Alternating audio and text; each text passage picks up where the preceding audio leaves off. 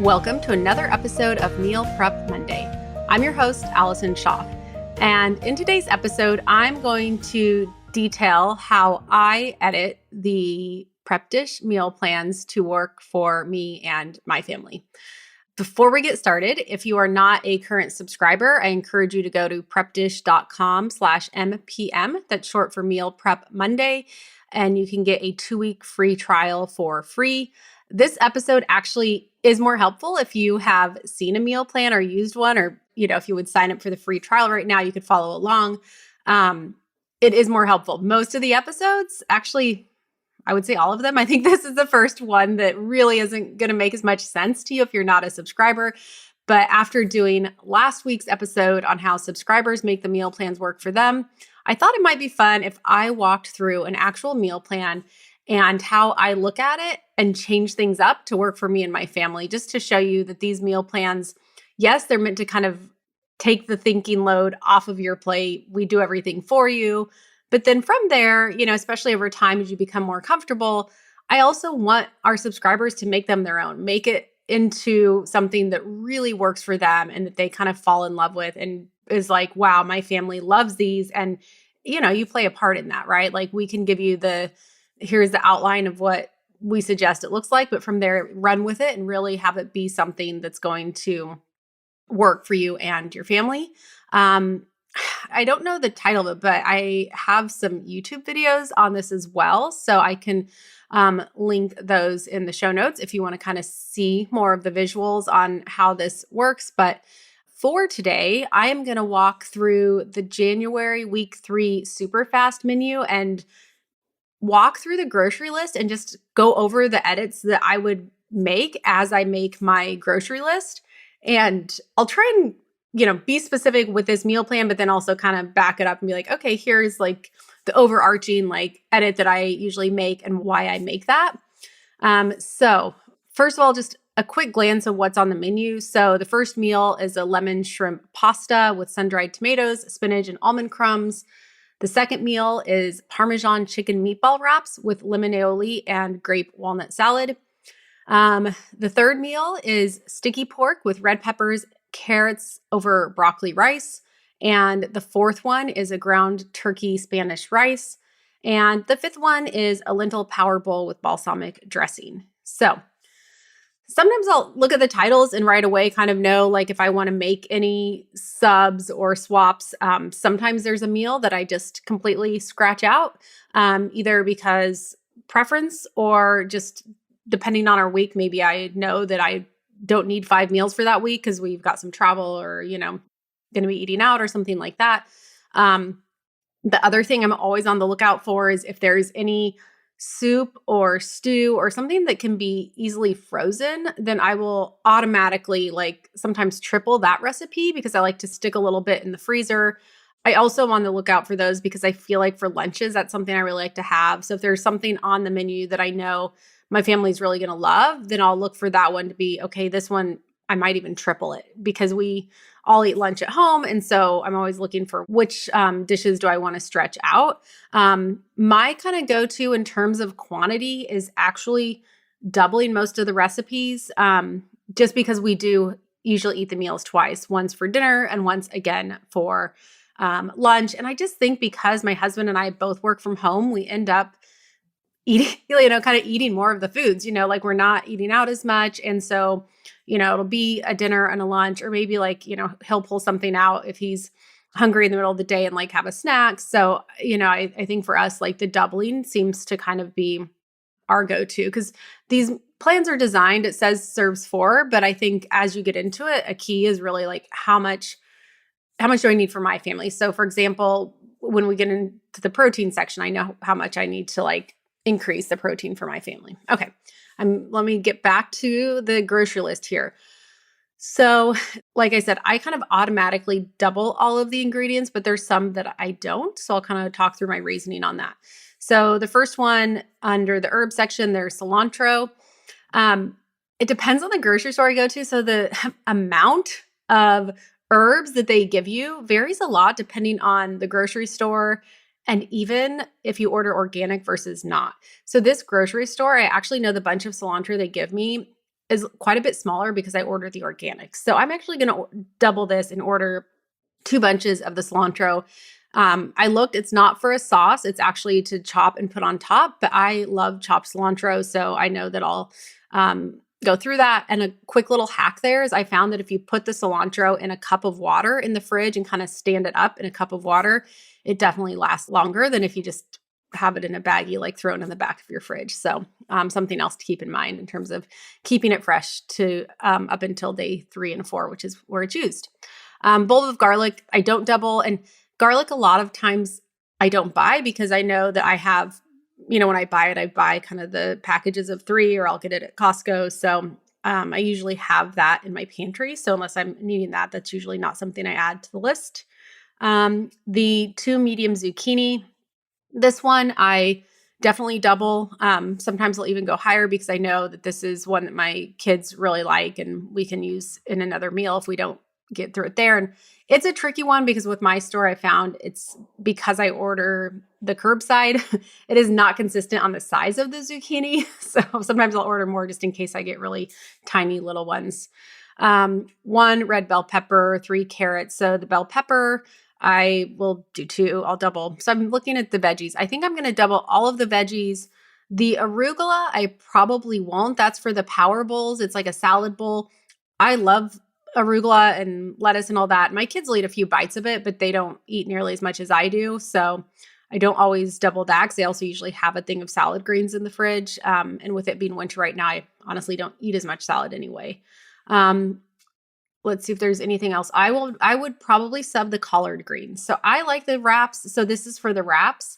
I like the collard green wraps, but I know my kids usually do better with a lettuce wrap versus the collard green wraps. So I'll probably buy some lettuce instead of the collard greens that we can use for the wraps for which one are the wraps? The chicken meatball wraps. And the other option is I could get the greens and then just give the kids, the meatballs and grapes and stuff and use the wraps for me and my husband. But I'll probably get the lettuce because I know they'll do the lettuce. The next one is the broccoli rice, or you could sub cauliflower rice. I'm assuming that could be preference, but also if your store doesn't carry it, we found most stores have broccoli rice now. And I will order that. But what I do just to make sure that the dish, that I have some carbs in the meal for the kids is, and we do have carrots in that meal, but my kids love rice too. So I will do like a combo. I'll make some rice and mix the broccoli rice in there. So it's kind of like a 50-50 thing. I'll do that a lot with like cauliflower rice or broccoli rice is I'll do like kind of a mix and just I'll cook the rice in the rice cooker. And then towards the end, I add in the veggie rice. So it kind of gets mixed in. Lemons, I order a bag of lemons every week because I do lemon water in the mornings. It looks like I should be okay with the 2 lemons. Even if I need a little more, I usually have leftovers. So I'll just get my bag of lemons. The lime, I will order. I usually double. So I'll probably double all this. And the grapes I could double. I don't know if I will because that's for a side for the meatballs. And I could just, we always have fruit on hand. So if we use the leftovers, we wouldn't necessarily need the grapes. We could just use whatever fruit we have on hand. Okay, so the meat section. This is where I always change things up. So one, depending on if I have a recent, Costco run or my Butcher Box order, some weeks I don't have to order any protein items from the grocery store. I will just use what's in my freezer. But I do always double or even triple the amount of protein. I know I have protein lovers in my family. And again, we're trying to stretch it out for typically 2 meals. So there's ground turkey and chicken.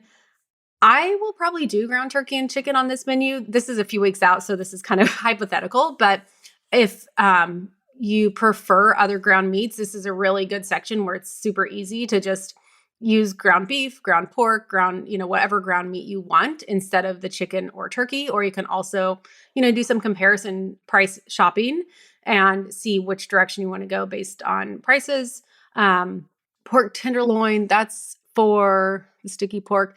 I will say sometimes with those sort of things, I will kind of look to see what's being used and you could do chicken or, even just a different cut of pork depending on what's available and the prices and stuff. Cause it's still, I can still make it work within that recipe. So that's kind of the subs I would do there. Is sometimes, again, sometimes I would actually do all those items, but other times I'd just use whatever I have in the freezer, especially if I know with the ground meats, especially, I'll try and kind of go through what's in my freezer and shift to make it work there. And the 1 pound of deveined and peeled shrimp, again, I would double that. I do always make sure deveined and peeled. That makes things a lot easier. That is for the pasta. We love shrimp, so I would never sub that out. Actually, something I should have said at the beginning of the episode is, especially if you're just getting started with subbing, a great place to start is our Friday newsletter, because we always give options for subs. So kind of like, hey, here's our suggestion on what we would sub. Of course, you can do whatever, but things like seafood and pork, we always give you suggestions on how you could sub that out. But like, with the pasta, you could do, you could add in some beans and make it a veggie pasta instead of the shrimp, or you could do chicken or pork. I mean, this is a really good one that you could easily, if you don't do seafood or shellfish for whatever reason, those subs would be really darn easy. Dairy. So dairy is a nice one where it's always optional. So we have tested every recipe without dairy. So if you're dairy free, or someone in your family is, just know that all of these recipes will work if you just omit the dairy. If you really need to sub it with something else, we'll make a note on that. So for this, the grated Parmesan, the Greek yogurt. So the Greek yogurt, I always order a whole big tub, because I know that we'll kind of eat it as a snack or otherwise like throughout the week. So I don't get the little tubs. I get the big one. It's just kind of more bang for your buck. Plus I'm, doubling there. I'm guessing that's for the aioli, actually. Oh no, there's a grape walnut salad.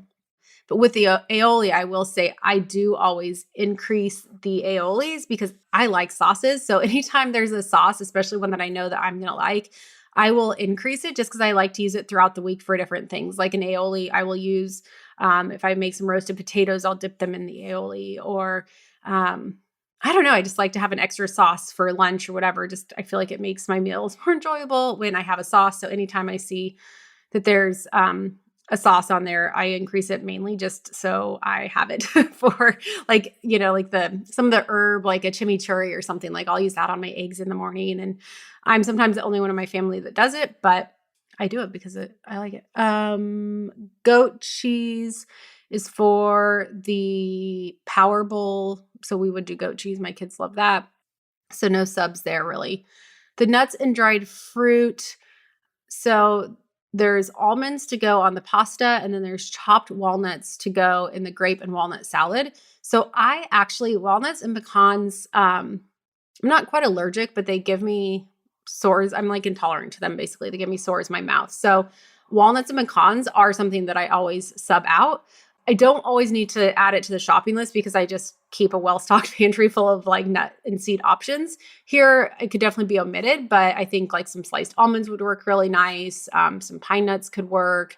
Some pistachios with grapes would be really nice. So I would probably just kind of wait. And when I'm cooking, I would see what I'm in the mood for and pull that from the pantry, but I wouldn't use walnuts. And nut-free, again, you could omit it. And again, this would be, if you are a nut-free household, that Friday newsletter is going to be key because that's going to give you ideas for subs. Okay, so oils and vinegars, olive oil and balsamic vinegar, those are pretty standard items. So as we get into the oil and vinegar pantry and spices section, those I'm not really making edits as I'm making my grocery list. I'm doing more of those edits kind of like as I'm cooking. But it is good to look at it, if you have to order things, just to know if you have to double or omit or anything like that. But a lot of these items remain not every week consistent, but we use a lot of the same things from week to week, like spices and stuff. So you'll find like over time, if you've done the meal plans for a while, you're usually not having to buy a lot from this section, just because you'll kind of learn what to keep on hand just to use the meal plans in general. So olive oil and balsamic would be an example of that. The pasta, so we do gluten-free pasta. So I guess that's a technical sub there. Rice, I always keep a huge bag of rice on hand from Costco, so I don't have to add that to the list. Lentils, I think we would do lentils. I don't know that there would be any subs. I would probably double that. Again, I'm just kind of going through usually and doubling everything, the sun-dried tomatoes. Chicken broth, I always have homemade broth in the freezer.